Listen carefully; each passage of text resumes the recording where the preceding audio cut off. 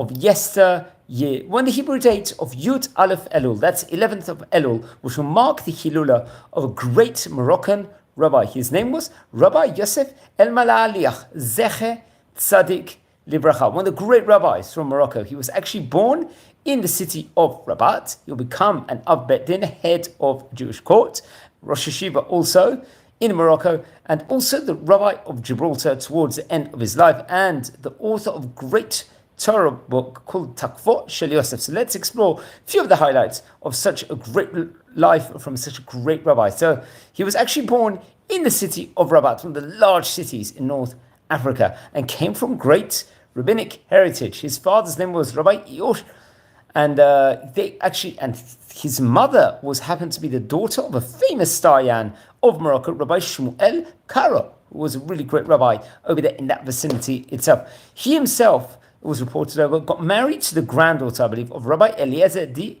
Abila, a rabbi that we only spoke about around 2 weeks ago when it was his Hilula, respectively, also. And I think just before the Hebrew year, Tafkuf Memchet, this naturally would be around the year 1787, 1788, I estimate, he was appointed to become a judge, a Dayan, and he will eventually be appointed part of the Bet Din, the Av Bet Din, who will be the head of the Jewish court, respectively. Also, he was seen as one of the great posek halacha in the entire city, and also he was rendering the halachic decisions also in the area of Sela, also, which I believe is also situated quite near Rabat in Morocco also, and he was accepted by everyone inside the city, and he was also the Rosh Yeshiva in the Yeshiva in the vicinity of Rabat and the surrounding areas, I believe, also. It's actually interesting, there was a great rabbi that visited the area, Rabbi Musa ben David V'Ochayon, who happened to be also a great Posek Halacha, a great Kabbalist also, and I believe he himself was a Rosh Yeshiva and a Dayan in Marrakesh. So he visited Rabat, and he actually nicknamed Rabbi Elmaliach the Sinai. What is Sinai? A rabbi with such great encyclopedic knowledge, with the expertise he had within regards to all of the Torah, was absolutely second to none and absolutely phenomenal also, and paid him the highest compliments also.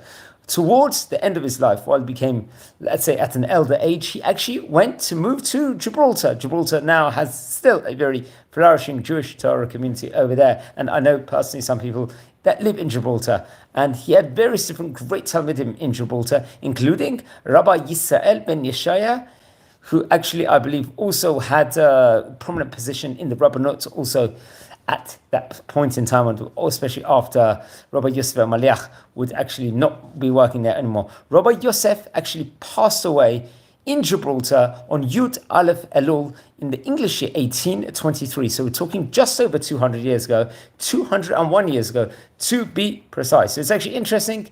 The famous book, Torah colossal work of his, happened to be the Taqfo Shel Yosef, which was packed with various different she'elot and teshuvot, questions and answers, especially on the topic, the subject of Choshen Mishpat, the famous book, the Choshen Mishpat itself. And many of the great rabbis and Dayans in Morocco really considered and rated this Sefer in of itself as being one of the great books within the halachic books to render halachic decisions, respectively. Also, I believe this great book was actually printed in Livorno, and in Livorno at the time it had a very, very famous and great printing press over there, publishing house where many great Torah books were actually printed over there. This is actually a border, I think, by the, let's say, the port of Toscana in Italy, this incredible area of Livorno, also a place with very much a lot of great Jewish history.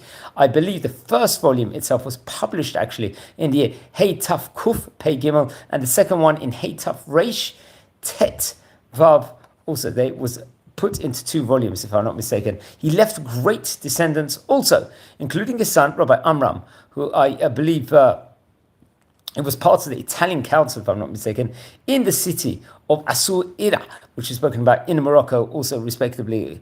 And also he had prominent positions, and I think he was also the Dayan, the judge of the city also.